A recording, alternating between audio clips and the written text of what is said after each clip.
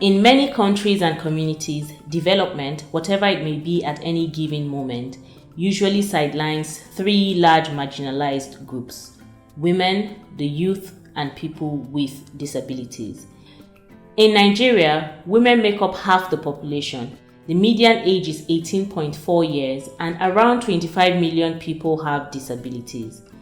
Not fully maximizing the contributions of these groups to national and regional development directly reduces Nigeria's ability to be productive, increase income, and attain its full economic potential. Sometimes our education system doesn't really prepare us for jobs. So you probably have a degree or something, but you're not employable. Almost about the end of my final year exams, I went in search of a job and I got one anyway, but the pay was actually so low, I had to consider other alternatives. To foster inclusion of these marginalized groups, the Foundation for Partnership Initiatives in the Niger Delta, a Nigerian non-profit, was established in 2010 with initial funding from Chevron to promote peace and equitable economic growth in Nigeria's Niger Delta region. Today, we continue to forge multi-sectoral and multi-stakeholder partnerships at the regional, national, and international levels among local businesses, the government, and private sector corporations. PIND envisions an egalitarian and peaceful society that guarantees equal rights and equitable access to and control of productive resources. This ensures that individuals are empowered to create wealth and overcome poverty and disease, irrespective of gender and other demographic differentials. Including women in PIND's programs was the first step to targeting marginalized populations in a process called gender mainstreaming. At PIND, we defined this as, open quote, a process of ensuring equitable participation of women and men and making their concerns and experiences an integral part of the project and program design, implementation, operations, monitoring, and evaluation, close quote. Specific actions were written into PIN's program and project design to ensure gender mainstreaming. For peace building, women were actively engaged in the Partners for Peace, that is the P4P, and peace actors were selected to be change agents in their communities. These women's stories were then highlighted in stories that showed their actions to foster peace in the communities.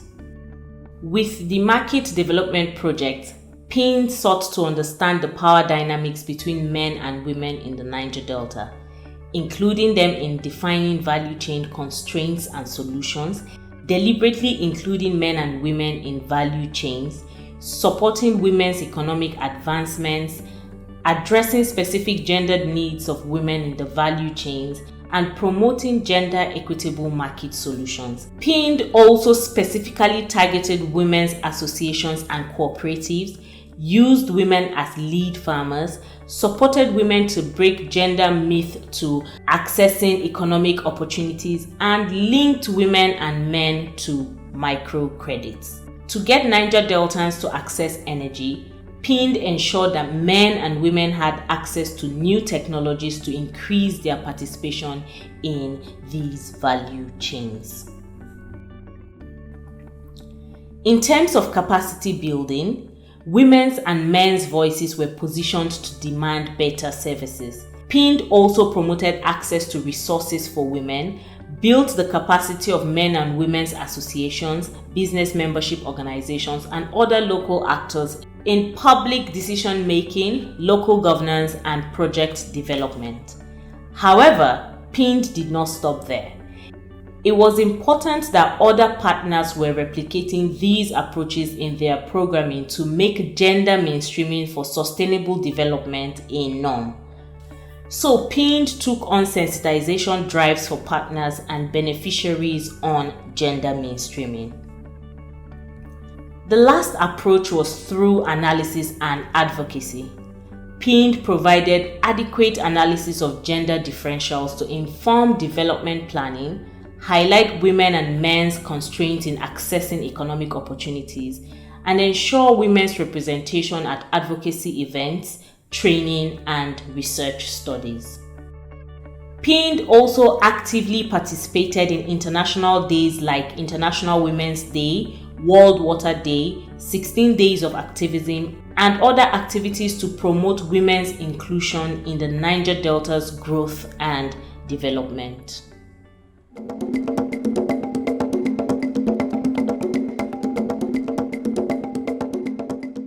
A lot of the issues frustrating youth development in the region can be traced to a lack of strong youth leaders, the ability to have realistic expectations for the future, and an array of soft skills that are necessary for employment.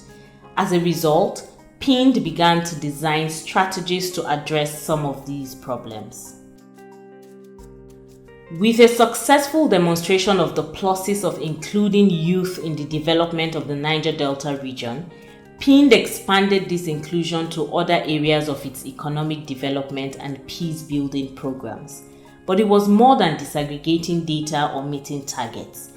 PIND believed in the collective power of all stakeholders, especially young people who are traditionally ignored in development strides, in improving the economy and stability of the Niger Delta. In 2018, PIND sought ways to further include young people in its programming. This time, however, the idea was to have a project specifically for the youth. This project was coined the Niger Delta Youth Employment Pathways, or NDEP for short. To basically look at alternative ways to begin to address the challenge of youth unemployment, particularly in the Niger Delta. Over 90% of the people we are training are not going into paid employment, but they are starting their own farms. PIND's inclusivity approach also ensured that people with disabilities were not left out of the opportunities in economic growth and sustained peace in the Niger Delta. They are passionate, they are committed, they touch the lives of the less privileged in the society, and they sacrifice a lot by contributing their hard-earned resources to build the capacities of the female youths in the society and incorporate them into their membership and train them on how they could have better visions and become better citizens in the society. What we have done that makes me really feel proud is for us to extend, our goodness to others. We have been able to be visiting motherless baby homes at least once a year. We have been visiting hospitals, rendering help to those, especially those that cannot pay their bills, the little way we can.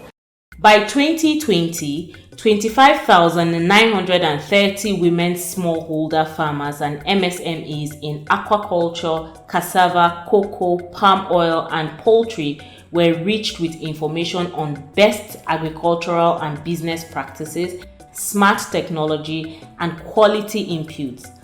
4,426 new jobs for women were facilitated in agriculture, building construction, and ICT sectors in the Niger Delta by adopting improved practices, new skills, technologies, and inputs.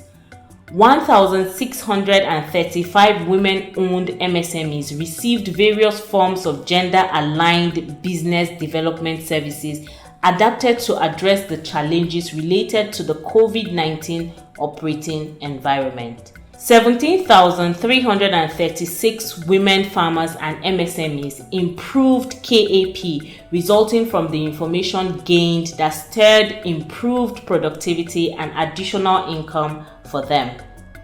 In addition, 634 women and women-owned MSMEs accessed funding to start or expand multiple income-generating activities, 67 women applied skills in conflict management garnered from various peace building and capacity building workshops and mentoring sessions such as project management, conflict resolution, early warning reporting, conflict sensitivity, and peace building.